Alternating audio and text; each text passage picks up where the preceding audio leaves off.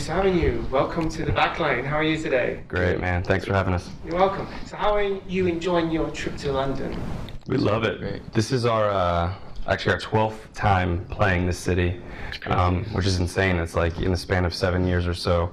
But we clearly love being here. And honestly, every time the fans come out in droves and they give us like ton of passion, and it's definitely one of our most consistent, amazing markets around the world. So how has it been, the success from back when you first came to now? I mean, it must be quite flattering and you must be proud. It is. What's kind of cool too is it's almost been documented because it was such a steady growth.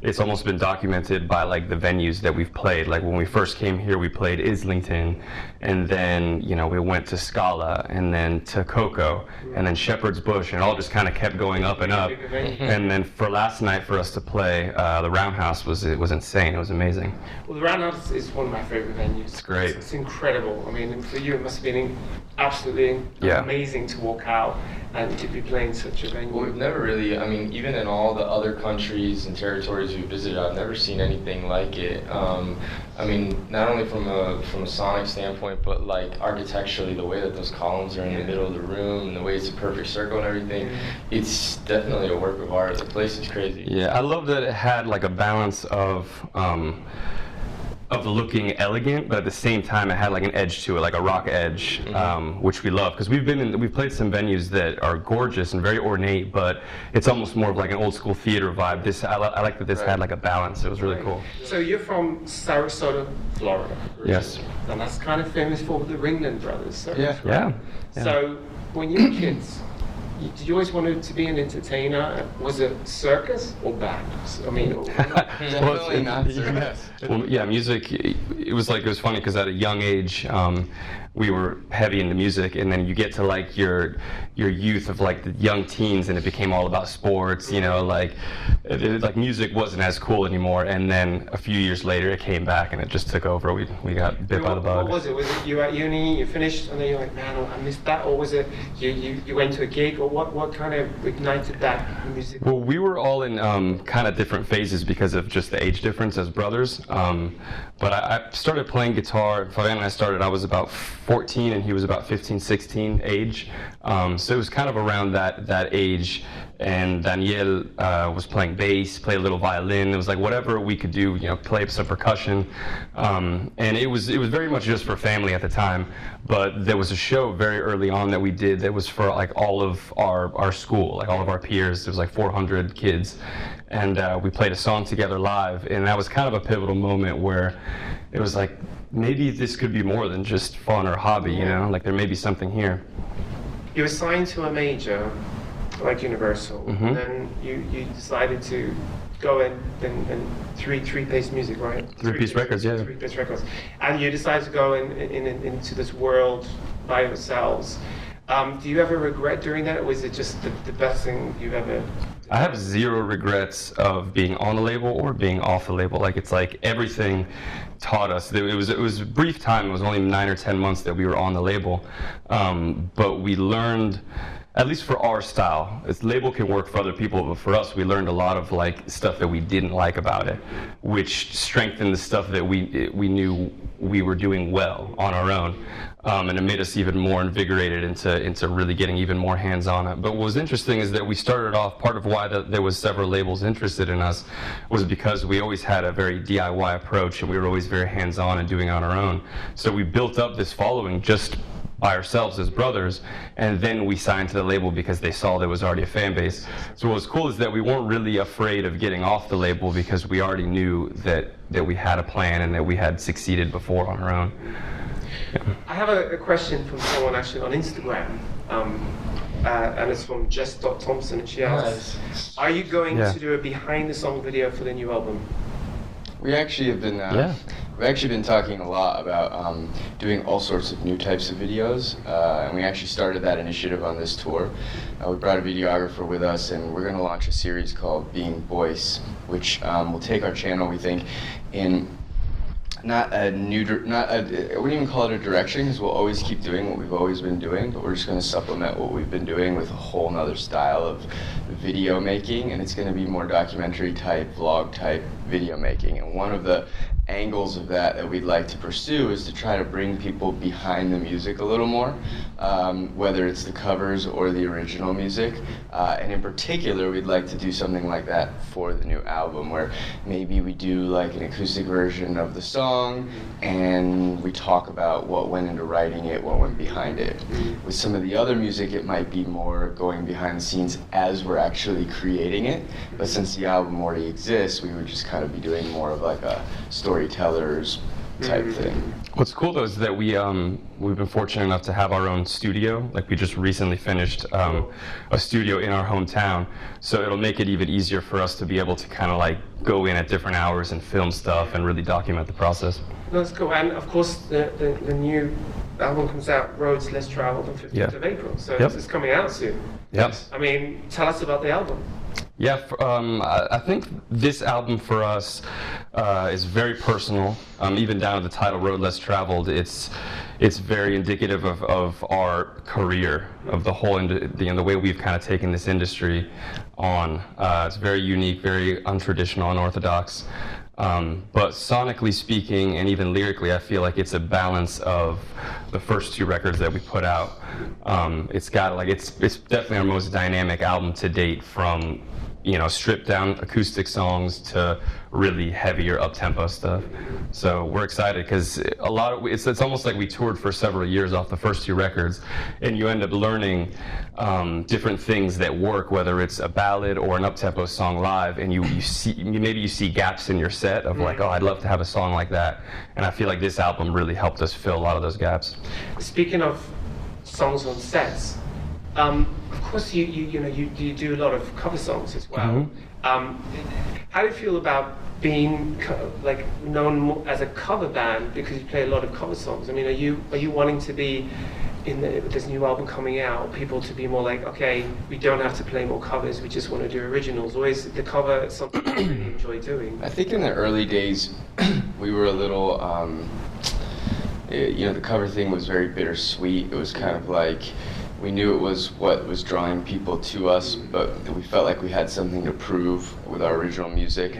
And we'd get a little hurt, if people seemed maybe like too into the covers, not enough into the originals. But I think we've reached a point at this point in our career where we're very at peace with what we do. We love making those cover videos, or we wouldn't do it. I just feel like we have nothing, it doesn't feel like we have anything else to prove at this point. It's just gravy. If you feel blessed, you get to play amazing venues, you're doing what you love, there's no reason to complain about anything. We've seen people exactly. That's the dream, We've seen people enjoy our original music in their own way, and at shows, whether it's lyrics of our songs tattooed on their bodies, or people telling us stories about how we helped them get through a hard time. Sometimes even saving people's lives with our music. And when you hear those stories, it's like it doesn't even matter if that's the minority of people. That's what matters the most to us. So those kinds of, I don't think we feel like we have a void that we have to fill anymore. People can like us however they want to like us, and for whatever they want to like us. We just like making music, both originals and cool, creative covers, and we're just gonna keep doing it. It's cool. You are the one that's got a hold on me. I say we gotta live our lives, with no speed limit. Get up, come on, you make my heart race. You are the one that keeps the pace I need. I say we gotta live our lives, with no speed limit. So the three brothers. They must get really fed up of each other. There's got to be some. I mean, who do you often fight? I mean, who's the the one that does the stupid stuff? Who's the joker? Who's the daddy? We all kind of take turns. Doing all of those things. Doing all of those things in different ways. I'll be honest. It's one of those things. You're like that. I'm a little worried. What's coming here? No, that as brothers, I feel like we're able to do this because we get along. Yeah. Like if it was too much of a clash, Yeah. I feel like we probably wouldn't have pursued it or have carried on for as many years as we have now. And I think of the other side of it. Like, imagine if I weren't with my brothers. I feel like the chances are almost even greater that you would be at each other's throats, and there wouldn't be this tying bond of like we're not getting rid of each other. You know, like there's something about family that if there's an issue, you work through it because that's it. That's your family. But I could see a scenario where if it wasn't family, that maybe you'd think, oh well, I'll find somebody else. And I feel like there's a lot of negative vibe in that regard towards most other bands, and it's why it is difficult for a band to stay together. But, is there like a tiebreaker? I mean, like tic-tac-toe, paper, we actually do. Do you do things like that? Sometimes we do like a majority thing, which helps that it's three. Like if it were four brothers, someone who's the Right. one Yeah. who's not liked. if it were four brothers, that'd be awkward because it's like it could be 2 versus 2, and then you're like, well, what do we do It means now? the Right? decider is going to get Yeah. a lot of extra stuff to. The difficult part is that, and then we joke, it's a common joke in our family about the middle child syndrome, but Yeah. That's him. I don't think there's. It's always the one I who brings don't- it up is the middle child. Yeah, that's the dead giveaway. That's so middle child of you. I don't actually believe that that's like a thing. I just think in our particular case, it so happens that they are very similar. They're very like-minded. They're very analytical, a little bit more numbers-based. I'm more moody, sentimental, emotional, whatever. So a lot of times we have to function on a majority decision kind of structure, because otherwise we'll never make a decision. We need to keep moving forward. We need to keep the ball rolling. Yeah. So a lot of times they will be on the same page, and I'll be the one who's let. But it's good. I get outvoted quite a bit, but it Yeah. still works. I think it's good because if it's too like-minded, then it's like. I don't know, like stagnant. Yeah, it's stagnant, and you have to question at some point, like, are we truly making the right decision, or are we just making the easy decision?